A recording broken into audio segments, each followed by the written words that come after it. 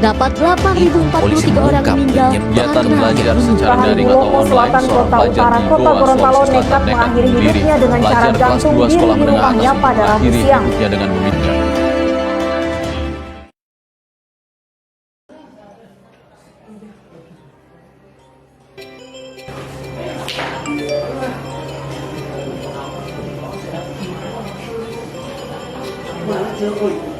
Halo, Osarea Rama Penuh 10 Oktober 2022 diperingati sebagai World Mental Health Day.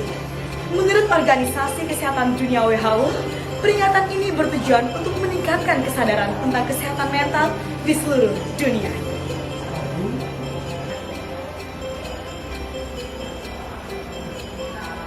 WHO mencatat hampir 1 miliar orang di seluruh dunia mengalami gangguan kesehatan mental. Di tahun 2020, tercatat gangguan kecemasan mental meningkat sebesar 26% dan depresi sebesar 28% akibat COVID-19. Menurut Direktorat Promosi Kesehatan dan Pemberdayaan Masyarakat, gangguan kesehatan mental dapat disebabkan oleh masalah dalam kehidupan sehari-hari. Kenapa sih kita harus menjaga kesehatan mental?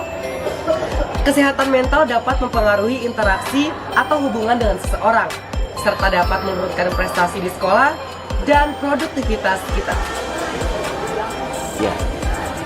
Berbicara tentang mental health, teman-teman tahu nggak sih apa itu mental health?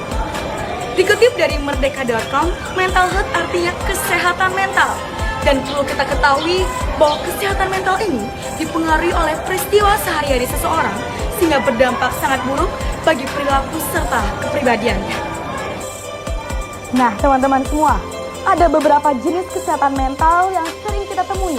Yang pertama yaitu stres. Stres merupakan keadaan di mana seseorang memiliki tekanan yang sangat berat, baik secara emosi maupun mental. Stres memiliki dampak bagi perilaku seseorang. Yang pertama yaitu menjadi penyendiri dan enggan bergaul dengan yang lain. Yang kedua, menjadi perokok atau merokok secara berlebihan. Dan yang ketiga, mengonsumsi obat-obatan terlarang. Stres bukan hanya memberikan dampak bagi perilaku seseorang, namun memberikan dampak bagi kesehatan seseorang. Yang pertama yaitu sakit kepala, 2 lelah, dan 3 gangguan tidur. 2. Gangguan kecemasan. Kondisi psikologis di mana penderitanya mengalami kecemasan berlebihan secara konstan dan sulit untuk dikendalikan. Ada beberapa gejala psikologis yang dapat dialami bagi penderitanya, dimulai dari menjadi mudah marah, menjadi penyendiri, dan sulit berkonsentrasi.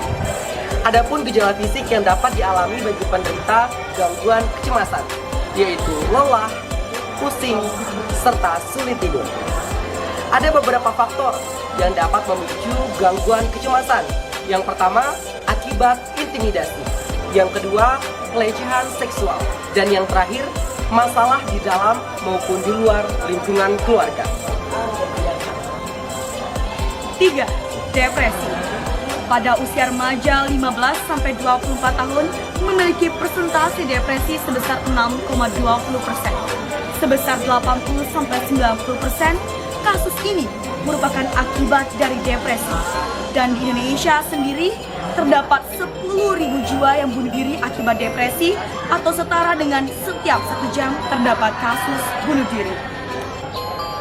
Depresi, gangguan psikologis di mana penderitanya mengalami rasa sedih secara terus-menerus.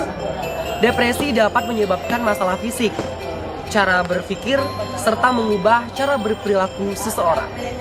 Ada beberapa kondisi psikologis yang dapat dialami bagi penderita depresi.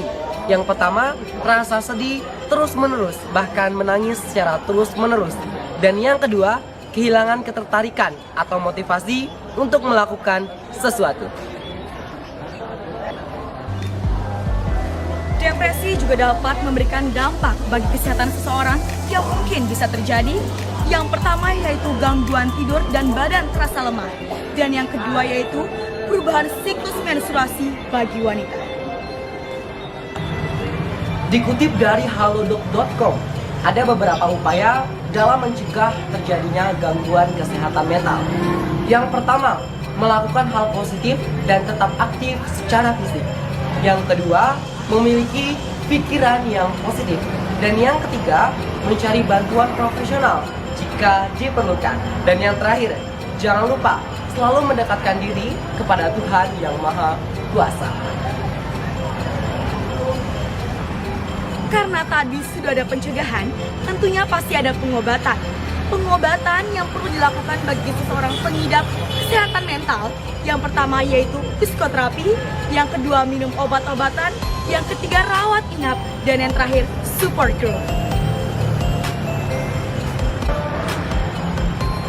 Nah, karena tadi kita sudah membahas tentang apa itu kesehatan mental, jenis-jenis kesehatan mental, cara pencegahan, dan cara pengobatan.